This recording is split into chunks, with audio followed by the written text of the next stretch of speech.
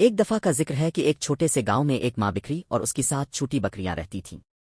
وہ ایک خوبصورت باغ کے ساتھ ایک آرام دہ چھوٹے سے گھر میں رہتے تھے۔ ایک دن بکری کی ماں نے کھانا خریدنے منڈی جانے کا فیصلہ کیا۔ جانے سے پہلے اس نے اپنی چھوٹی بکریوں کو خبردار کیا، میرے پیارے بچوں ہوشیار رہو، ہمارے گھر ایک بڑا برا بھیڑیا آ سکتا ہے، کسی کے لیے دروازہ مت کھولنا۔ چھوٹی بکریوں نے محتاط رہنے کا وعدہ کیا۔ ان کی ماں کے جانے کے بعد انہوں نے گھر کے ارد گرد کھیلنا اور ناچنا شروع کر دیا۔ اسی دوران ایک بڑا برا بھیڑیا دور سے گھر کو دیکھ رہا تھا۔ اس نے چھوٹی بکریوں کو کھانے کا منصوبہ بنایا تھا۔ بھیڑیے نے دروازے پر دستک دی تو ایک چھوٹی بکری نے پوچھا، کون ہے؟ بھیڑیے نے دھیمی آواز میں جواب دیا، یہ تمہاری ماں ہے، میں بازار سے واپس آیا ہوں۔ لیکن چھوٹی بکریوں کو بے وقوف نہیں بنایا گیا۔ انہوں نے کھڑکی سے باہر جھانک کر بھیڑیے کے بڑے پاؤں کو دیکھا۔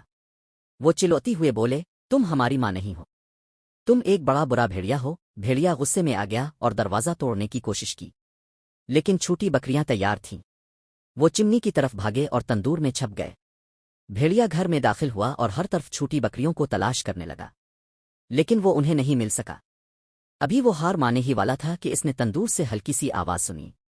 بھیڑیے نے تندور کھولنے کی کوشش کی، لیکن چھوٹی بکریوں نے اسے اندر سے بند کر دیا تھا۔ بھیڑیا مایوس ہو گیا اور اس نے بکری کی ماں کے واپس آنے تک انتظار کرنے کا فیصلہ کیا۔